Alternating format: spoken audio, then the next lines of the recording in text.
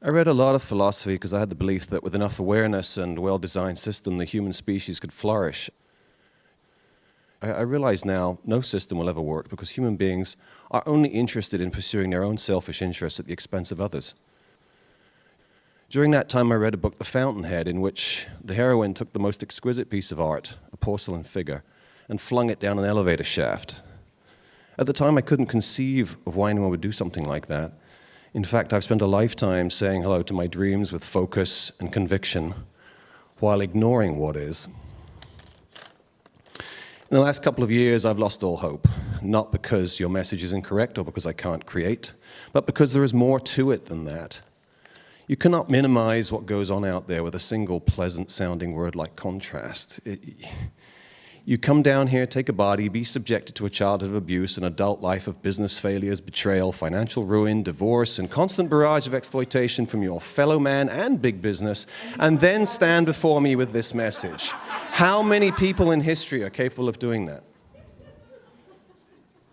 So I came here today to tell you that as I survey the infestation on this planet, I am disgusted. I now feel mostly hatred for people and their ignorance, stupidity, and petty strivings towards shallow money trenches they dig to insulate themselves and parade around in tacky luxury. I see the majority of people trapped in lives that bear no resemblance to their desires, and more often than not suffering in the most awful ways as a result of others inserting themselves in their experience. And you're never going to convince me that 6 million victims of World War II genocide, or any of the other many genocides over history for that matter, were all a match to their experience. I have absolutely no doubt that history will repeat itself, and wars will dominate the majority of people once again for the next 4,600 years. We think that what you flip your lid up just a little bit so we can see you, unless you don't want us to see you. Take your hat off maybe so we could see your face.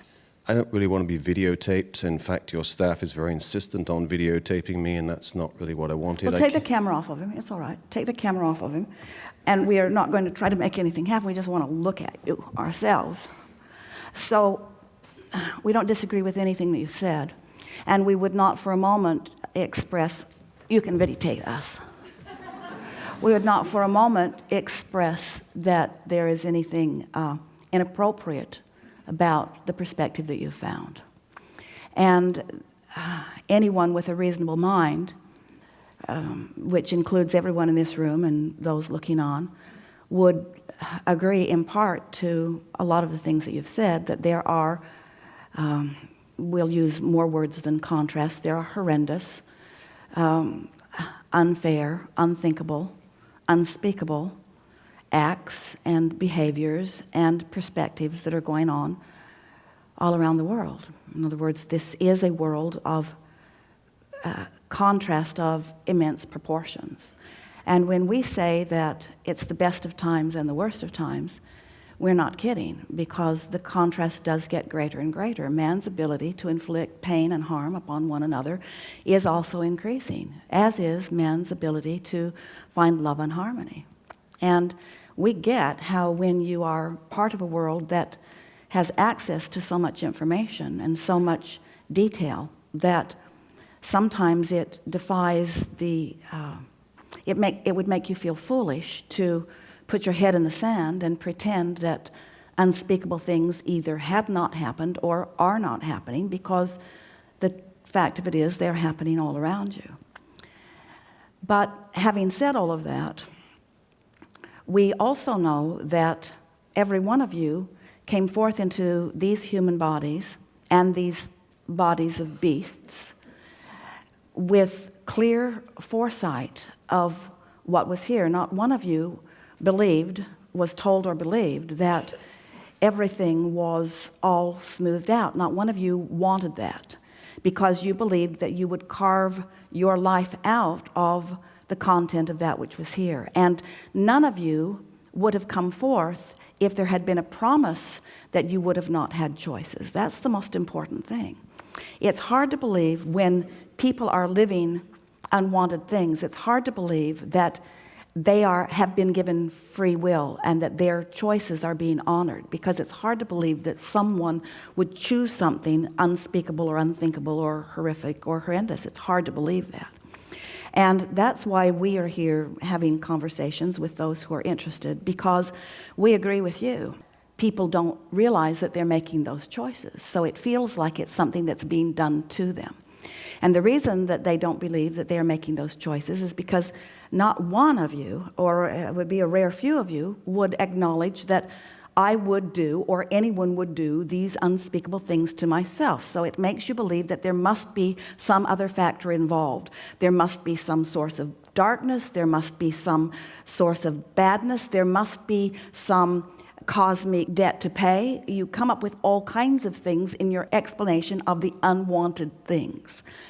And so we enter the picture in response to powerful wanting, yours being a strong part of it. You're not the only one on the planet who feels this way. As you look around these gatherings, these are very small groups out here on the leading edge, because the majority of people do not want this simplistic response to things that feel so big. But we want you to understand that unless you start at a sort of basis of understanding of how it is that things are coming to you, until you understand that, then you cannot understand how anything is coming to any other. And when you begin to make the association between what you're thinking and how you're feeling and how things are turning out, then you begin to get some insight into what's happening to others. The biggest piece, and we know that it is borderline sickening to humans to hear this from us, but the biggest piece that is missing in the understanding of human friends is that the horror that you've assigned to the death experience is not what you've made it out to be at all. And that's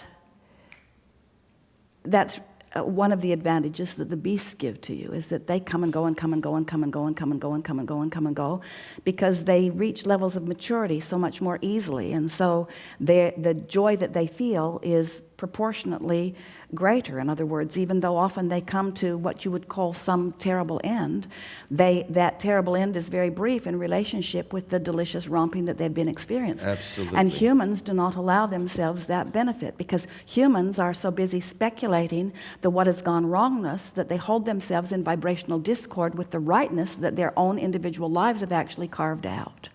This is not about the death experience in terms of it being horrendous. It's about the damage that is done, the unfinished business, the children left behind, the families disrupted, the lives destroyed, and all of the experience which we live in that process.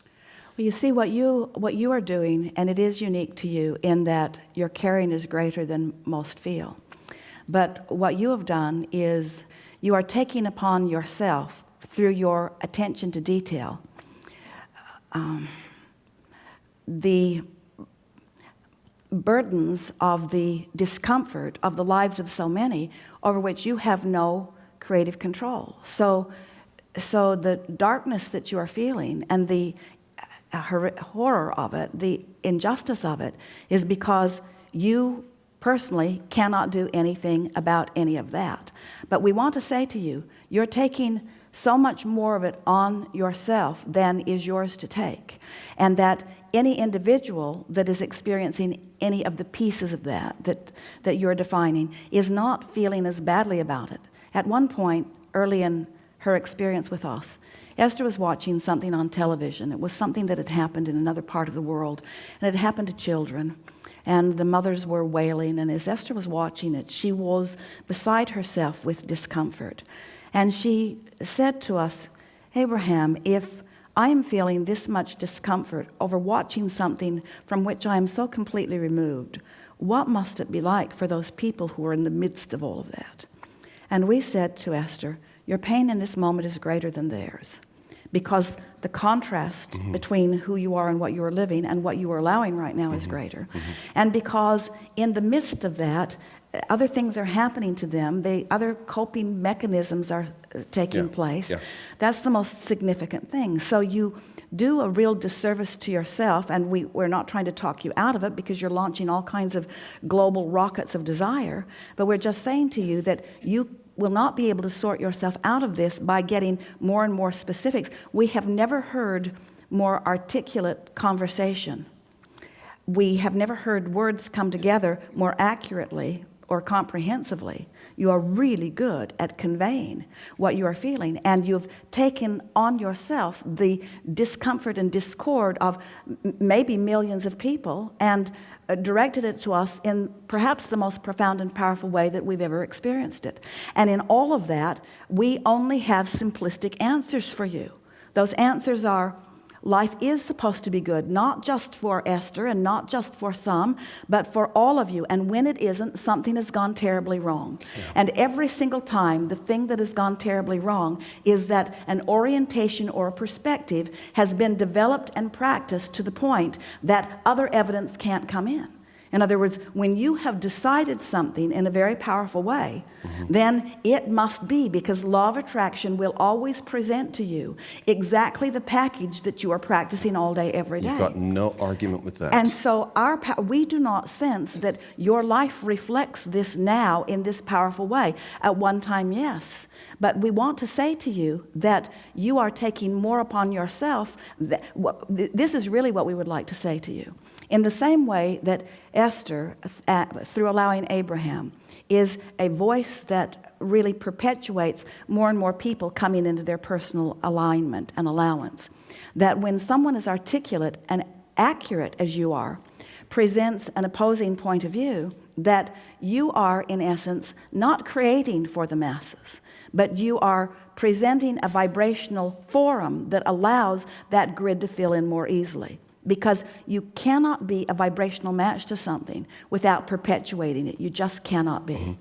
So, silly as this is going to sound to you right now, we want to say, you're just having one hell of a step one moment. You're just having that I know what I don't want moment. And if you were not, from the core of your being, someone who understood so profoundly that that is not the way it is meant to be, you would not be experiencing the discord and discomfort that you're experiencing. In other words, the enormity of your outrage. Jerry said to Esther, you're aware of Jerry? Oh yes, I've met you, Esther and Jerry at their house. Jerry said to Esther, he's writing to her nearly every day. He said to Esther, I understand the profound depth of your love for me by the profound depth of the pain you are feeling in believing in the absence of me. And this is sort of what we'd like to say to you, is that we know of the depth and the power of who you are and what you are really wanting. You are a powerful being who understands well-being at the very depth of your being. And when you focus for a little bit or for a long while, as you have, upon the opposite of that, then it is logical that you would feel in the way that you feel. I've spent a lifetime doing this work. I read clairvoyantly. I could read everybody in this room and they'd go home with a really good piece of information. And I'm sensitive and I see very deeply. And what I see after a lifetime of putting stuff in the vortex is that when is my moment? When is my moment? If you want to take this from the general to the personal, okay. It's not here. It's not coming. And the stuff in the vortex isn't there. And I'm living misery, and I have been for a long time, ever since I really practiced my art. Becoming more sensitive is part curse. Well, your perspective is valid, and we would not for a moment try to talk you out of it. But we do feel in all that you have said here that your desire is different than the reality that you are describing. And that as long as that desire is pulsing within you, and it is, that we will continue to give our undivided, whether you believe it or not or even care or not, we will continue to give our undivided attention to that. And we want to say to you that you represent not necessarily large numbers of people, but you represent in your discourse here the perspective of humans that believes that they are not the creator of their own reality, that they have no creative control. And we want to say clearly to you that you do create your own reality, that you are creating your own reality, and that everyone is not having the experience that you have described. In fact, the majority of the people who are here in this room do not resonate with what you're saying at all. They are eager to allow this conversation because they all know people who feel a bit like you're feeling. But they don't feel this way.